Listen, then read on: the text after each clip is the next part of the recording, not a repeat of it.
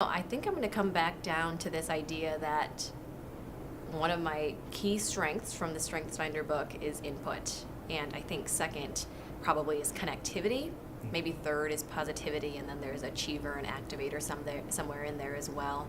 And I think in working with that, it tells this narrative that I'm very interested in information and collecting insights and wisdom. So I wouldn't say that I've ever had a specific mentor in life. I think I've been in programs where I've been matched up with someone, but the way in which I approach the world and organizations and learning is really around trying to understand the whole, and that means collecting information from every single possible source available. And that feeds me. It's a lot of why I care about, excuse me, it's a lot of why I care about collaboration and coalition. I think there is a larger theme. That's where my connectivity comes in. I think there's a lot of things that hold us together more so than the things that bring us apart. And that's a lot of why with positivity, I want to put that message out there, invite people in, and try to form something together. I think that explains why my orientation is that way. My parents were supportive when I was growing up of my involvement.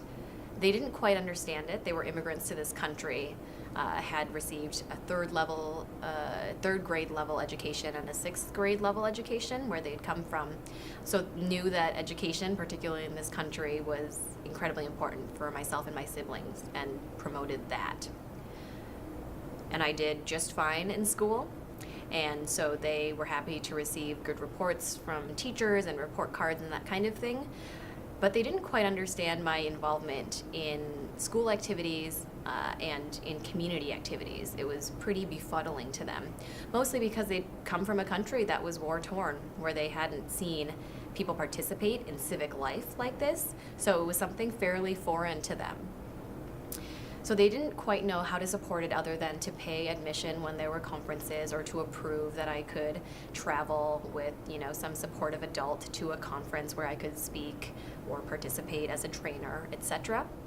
But they did the best that they could, which I was grateful for. They made sure that I knew that education came first, but that all of these other opportunities that also served as experiential education were things that, as long as they could see, and I tried to continue to prove to them, whether were newspaper articles or me being in a commercial on TV, etc., that they were indeed helping to build out the application, I suppose, for college, but more so a chance for me to explore who it was that I was and wanted to be.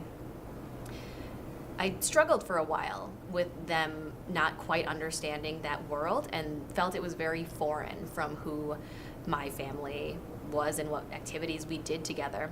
But I think in the years after college, after coming back to the Twin Cities and wanting to spend more time with my family, and in particular with my cousins who range in age, but some of whom are in high school, in college, in elementary school yet, that I've been able to turn my organizing skills into family building assets.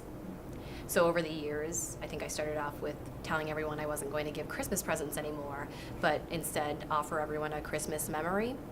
I think the first year we went to YMCA Camp Ittahoppy and did a low ropes course together.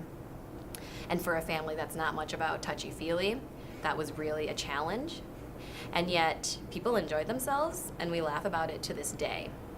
And that set off, a slew of other Christmas experiences, such that people started to look forward to them and ask, what's it going to be this year? And once we'd gotten to that point, I knew I had them. And so, because there were at least 12 of us in the younger generation, I said, these can happen on a more regular than once a year basis. In fact, we can each take 1 month per year, and it doesn't matter what your age is. All you have to do is come up with the activity and choose a date, knowing that not everyone will be able to make it. And of course, if you're younger, you can ask your older cousins to help you if there is a monetary fee associated. But have encouraged them, and now they all have come up with ideas ranging from going bowling together to watching movies to going snowboarding, etc. together, all in this effort to know that we are the ones who will make our family as tight and close-knit as possible, and that every single one of us, from the youngest on up, has a responsibility and an opportunity to do so. And we've really run with that, and it's made our family a lot closer over the years.